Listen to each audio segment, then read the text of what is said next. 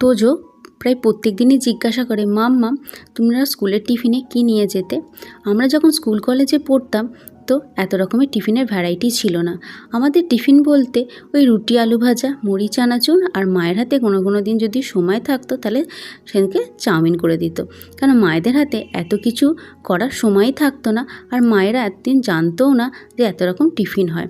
যেমন আমার ছেলেকে আজকে বানিয়ে দিয়েছিলাম আলু স্যান্ডউইচ চিজ দিয়ে। এই স্যান্ডউইচ কী জিনিস তখনকার দিনে আমরা জানতামই না। আমাদের কাছে যেদিনকে চাউমিন হতো টিফিনে সেদিনকে কি ভালোই লাগতো, মানে অমৃতর সমান ছিল। তো আজকে আমার ছেলে স্কুলের টিফিনে বানিয়ে দিয়েছিলাম আলু স্যান্ডউইচ। এই রেসিপিটা আমি আমার পরের ভিডিওতে শেয়ার করব, সেখানে অবশ্যই দেখবেন। যখন এই সমস্ত টিফিন বানিয়ে দিই তখন ভাবতাম যে আমাদের বেলায় এই সমস্ত টিফিন ছিলই না, আমরা এমনি ঘরোয়া খাবার খেয়েই বড় হয়েছি। মাঝে মধ্যে এরকম টিফিন বাচ্চাদের দিতে হয়, তাদের মনটাও খুশি হয়।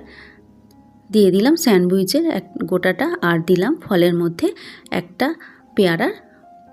তো রেডি আমার টিফিন বক্স। কেমন লাগলো টিফিন বক্সের আইডিয়াটা অবশ্যই কমেন্ট করে জানাবেন। যদি ভালো লেগে থাকে লাইক শেয়ার কমেন্ট, চ্যানেলটা সাবস্ক্রাইব করে পাশে থাকবে।